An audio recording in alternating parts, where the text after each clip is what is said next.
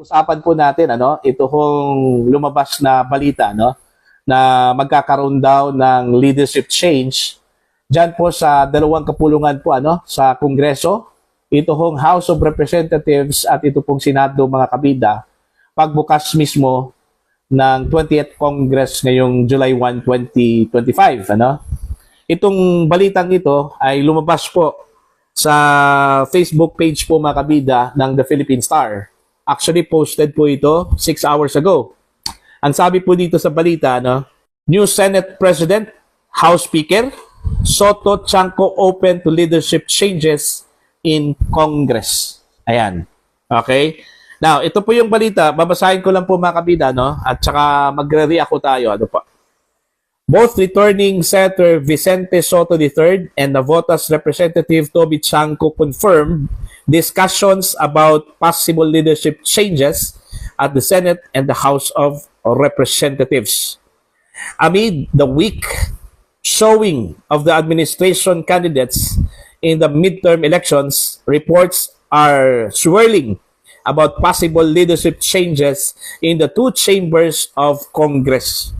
Incoming Senator Vicente Soto III, on his 5th term in the Senate, he would be willing to return as Senate President if he gets the majority vote of 13 senators.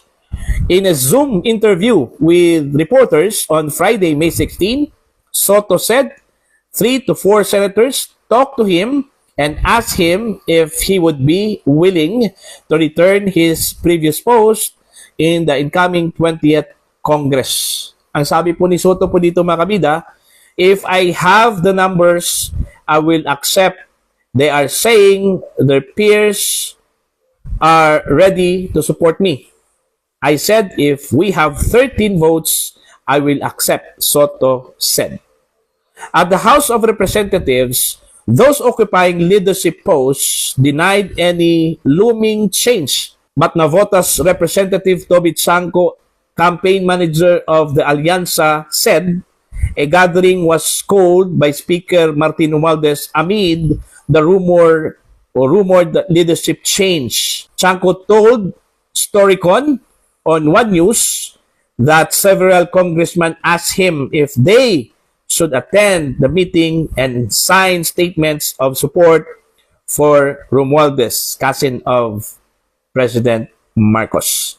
Soto served as Senate President from 2018 to 2022. He had served at the Senate under different Congresses in 1992 to 2004 and 2010 to 2022. Ayan. So, meron pong pag-uusap, okay, dito ho sa possible leadership change yan po sa Senado at saka dito ho sa House of Representatives. Kung maalala po ninyo, meron pong nag-leak, mga kabida, na dokumento na sinasabi ho na mula daw sa Malacanang. At itong dokumento na ito, meron pong nakalagay po doon, kung saan po ay sinuggest, pinopose po, mga kabida, ni DILG Secretary John Vic Rimulya, di umano, na palitan na po ito hong si Speaker Martin Romualdez po, mga kabida. Matapos pong bumagsak yung trust at saka performance ratings ni Pangulong Ferdinand Bongbong Marcos. Now, ito po ay dininay ng Malacanang at coincidence na meron pong ganito hong usapan na pagbabago ho sa leadership po, mga kabida, ng both houses, itong House of Representatives at ito pong Senate. Okay? Now, hindi lang po si Soto ang possible contender dyan po sa Senate, Meron pong lumabas na pangalan, ito hong newcomer po, na si Senator-elect Rodante Marcoleta, mga kabida. Kasi sinasabi hong mas bagay daw si Marcoleta sa posisyon na yon bilang Senate President kasi siya po ay isang trial lawyer. Okay?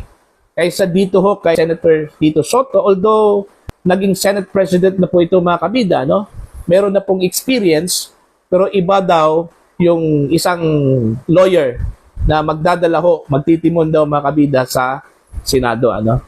Now, Ito po yung isang bagay na ang makakaalam lang po dito at magdedesisyon po makabida, ito hong bagong Senado at bagong House of Representatives.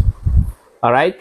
Sa panig ho ng House of Representatives, ay sinabi ho itong si Congressman J.J. Suarez, ano, na out of 46, nasa 36 daw yung nanalo na mga lakas members.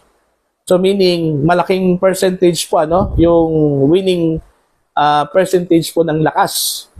So kung 36 lang po yung nanalo mula lakas, meaning 36 lang po yung puwersa po ng lakas sa House of Representatives. So yung iba po, kasi kung tutuusin po natin, nasa 300 plus yung members ng House of Representatives, ano?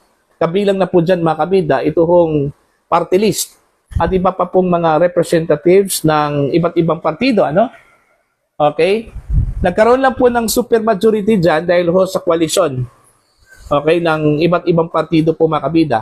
Now, hindi ho pwede ang magde-decide ito hong lakas kasi konti lang po sila, 36 lang po, ano? Okay, kung pagbabatayan po natin yung sinabi po ni Congressman J.J. Suarez, nang nanalo po na lakas members ay nasa 36 out of 46 po, ano? Okay? Now, gaya ng sinabi ko po, hindi ho pwede ang magdesisyon lang po dito ito hong lakas kasi konti lang po sila.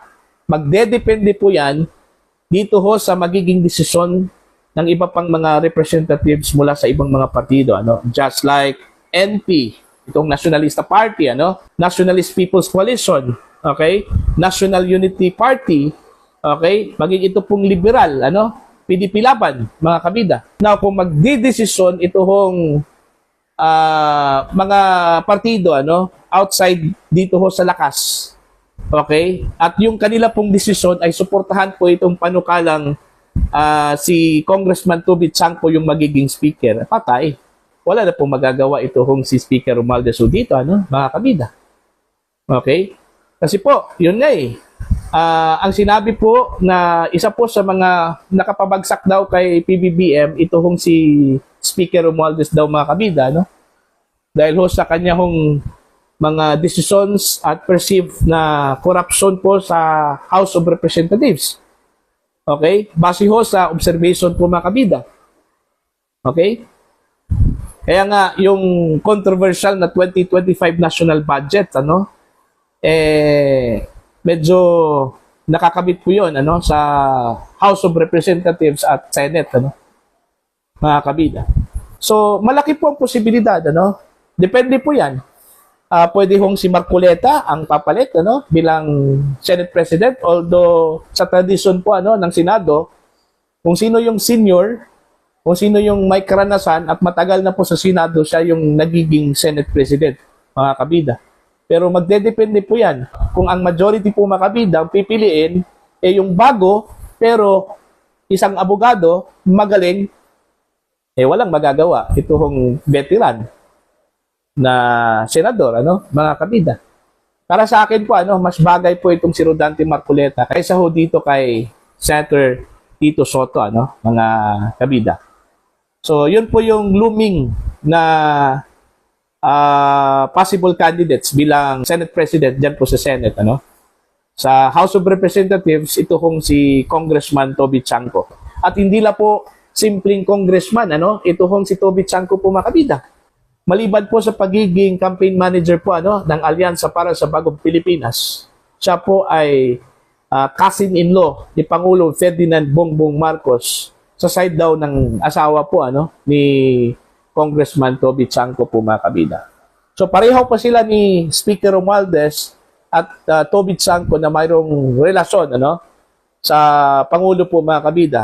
So magdedepende na po yan mga kabida kung sino po yung pipiliin at bigyan ho ng blessing, ano, ni Pangulong Ferdinand Bongbong Marcos dyan po sa House of Representatives. Pero dyan po sa Senado, tila wala hong control dyan si Presidente Bongbong Marcos dyan mga kabida, no? Kasi ho, parang dominado yan ng mga oposisyon mga kabida. Kung titingnan po natin yung composition po, ano, ng Senate, ito hong bagong panalong mga senador at dito ho sa old members of the Senate, na magtatapos yung kanila pong termino ngayong 2028. Okay? So abangan na lang po natin yan by July 1 kung meron bang pagbabago sa leadership po ng Senado at saka House of Representatives. Dalawang contender dyan po sa Senado. Ito hong si Rodante Marcoleta at Tito Soto, while sa House of Representatives, magbanggaan po itong si Speaker Martin Romualdez at ito hong si Congressman Toby Sangco. Para po sa inyo, kailangan mo bang magbago ng leadership ng dalawang kapulungan dyan po sa Kongreso mga kabida? Please comment